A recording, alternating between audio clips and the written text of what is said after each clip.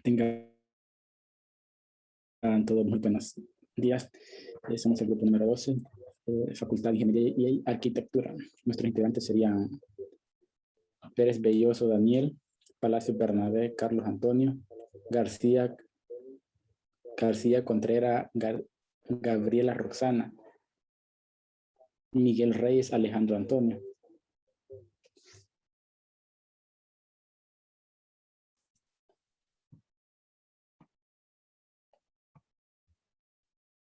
El tema de explicación sería el teorema de Steiner y sus aplicaciones en vigas. El teorema de ejes paralelos, también conocido como teorema de Jungler-Steiner o simplemente como teorema de Steiner, el cual se puede utilizar para determinar el movimiento de inercia o según movimiento de área de un cuerpo de rigidez respecto a cualquier eje. A partir de este momento de inercia, el cuerpo respectivo a un eje paralelo puede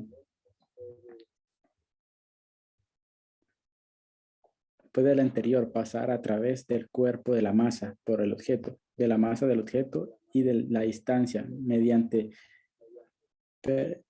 perpendicular entre ambos ejes, como pueden observar en la imagen. El eje de rotación 1 pasa por el centro de la masa del cuerpo masa M y el eje de la rotación 2 está desplazado a la distancia D, quedando I2 que es igual a I1 más masa por distancia al cuadrado. Continuará nuestro compañero con la siguiente parte. Compañeros, ingeniero, buenos días. Vamos con lo que es la aplicación que tiene el teorema de Steiner. Para seguir con este tema, les voy a decir un poco sobre él. ¿Qué aplicación tiene el teorema de Steiner? Anteriormente ya explicamos de forma breve y resumida que se demuestra como el teorema de Steiner, pero es posible que aún tengas para cuál su aplicación. Vale.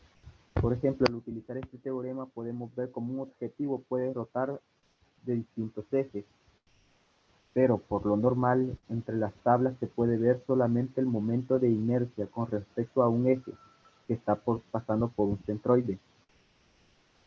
Así que el teorema se puede utilizar para facilitar la realización del cálculo en el momento que sea necesario girar los cuerpos sobre el eje que no coincide con este. Por ejemplo, podríamos decir, un ejemplo muy sencillo es lo de que podemos ver una puerta, los cuales por lo general no giran alrededor de un eje que pasa por el centro de la masa, sino que se mueve a través del eje lateral, gracias a que se utilizan a través de un eje literal. Seguimos con la otra parte del trabajo, con el siguiente compañero.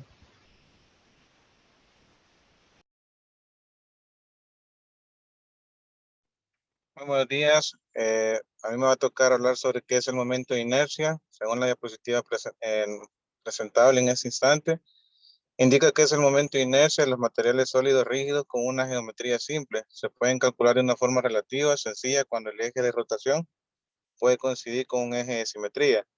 Eso quiere decir que los cálculos de momento de inercia sobre el eje arbitrario puede llegar a ser un tanto complicado, sin importar si es un sólido o este puede llegar a tener una buena simetría.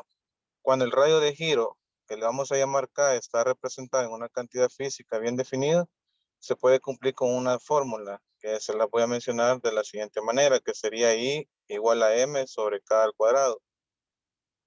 En esa fórmula mencionada podemos decir que M representa la masa del cuerpo rígido, mientras que el radio de giro es el que se encarga de representar la distancia del eje, en la que se puede concentrar la masa del cuerpo sin la necesidad de variar el momento de inercia. Es decir, que en realidad es una cantidad útil, ¿verdad? Que puede llegar a determinarse en el caso de cuerpos que tengan una distribución homogénea o es decir, que tengan masa que pueden llegar a determinar la geometría. De esta forma podemos decir que el teorema de Steiner o teorema de los ejes paralelos es muy utilizado para poder simplificar los cálculos. Cuando estamos hablando de un objeto plano, en el momento de la inercia sobre el eje perpendicular se puede obtener por medio de la suma de los momentos de inercia sobre el eje paralelo por medio del cruce entre el objeto y el plano. Hasta aquí con mi presentación. Los dejo con mi compañera en la siguiente.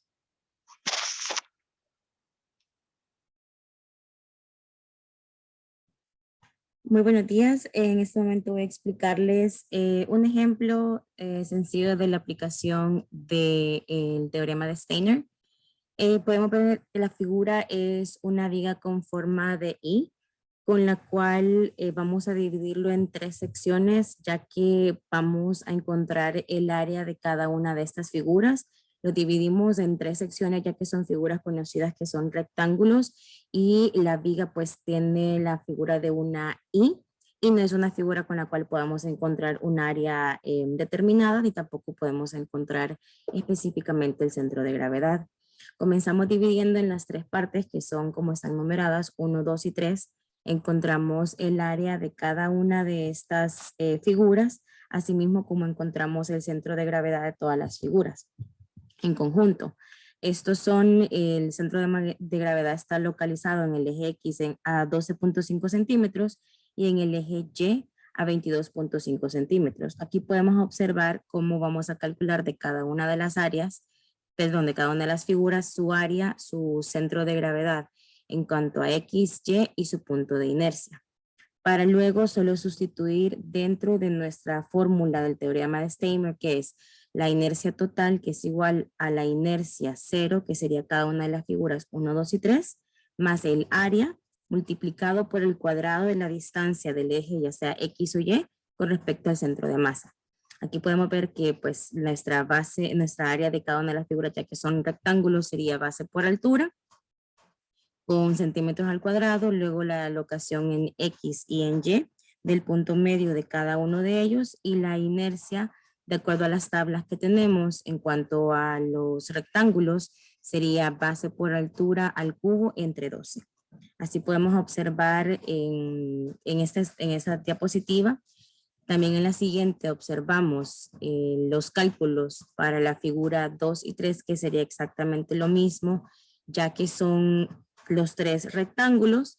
Y finalmente, pues hacemos una sumatoria de los momentos de inercia para poder encontrar el resultado total de esta figura en I compuesta por 3 rectángulos.